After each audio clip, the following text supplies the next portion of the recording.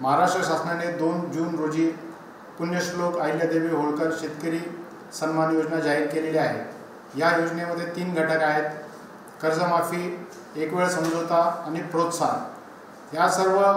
ही सर्व योजना महाआयटीने विकसित केलेल्या पोर्टलद्वारे राबवण्यात येत आहे।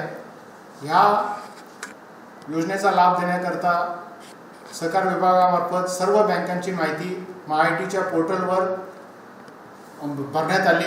त्याचं सर्व व्हेरिफिकेशन पण झाले आणि त्याची लाभार्थ्यांची कर्जमाफीच्या लाभार्थ्यांची पहिली यादी 25 जुलै रोजी प्रसिद्ध झाली। या यादीमध्ये राज्यातील 16,96,000 शेतकऱ्यांचा समावेश आहे आणि यांची कर्जमाफीची रक्कम 13,600 कोटी आहे।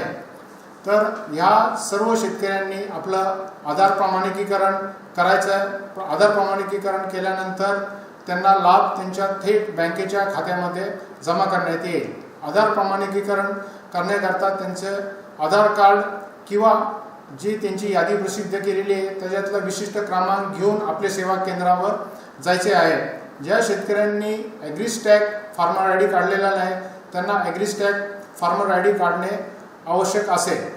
काही ठिकाणी थोड्या अशा तक्रारी आलेल्या आहेत की गाव पातळीवर जी यादी प्रसिद्ध झालेली आहे त्यामध्ये कमर्शियल बँकेचे जे NPAचे अकाउंट्स आहेत त्याची रक्कम चुकलेली आहे। तर याबाबत मी शेतकऱ्यांना आश्वासित करू इच्छितो की याबाबत तुम्ही चिंता करू नका। आपण आपल्या बँकेच्या ब्रांचमध्ये जाऊन तपासावे। तिथं आपली 31 मार्च 26ची थकबाकीची रक्कम दिसेल किंवा तुम्ही आपल्या सेवा केंद्रावर गेल्यावर देखील तिथल्या स्क्रीनवर तुमची 31 मार्च 26ची रक्कम दिसेल। ती रक्कम बरोबर असल्यास तुम्ही आधार ऑथेंटिकेशन करावे। 31 मार्च 26 नंतरचं जे व्याजाची रक्कम आहे ह्याची जबाबदारी बँकेने घेतलेली आहे, त्यामुळे तुमचं संपूर्ण कर्ज माफ होणार आहे।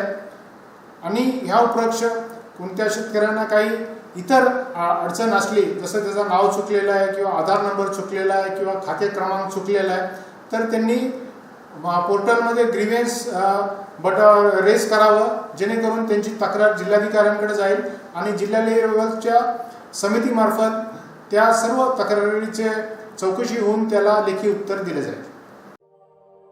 अशाच नवनवीन बातम्या पाहण्यासाठी बारामती वार्तापत्र चॅनलला लाईक करा, शेअर करा, सबस्क्राईब करा आणि बेल आयकॉन प्रेस करा।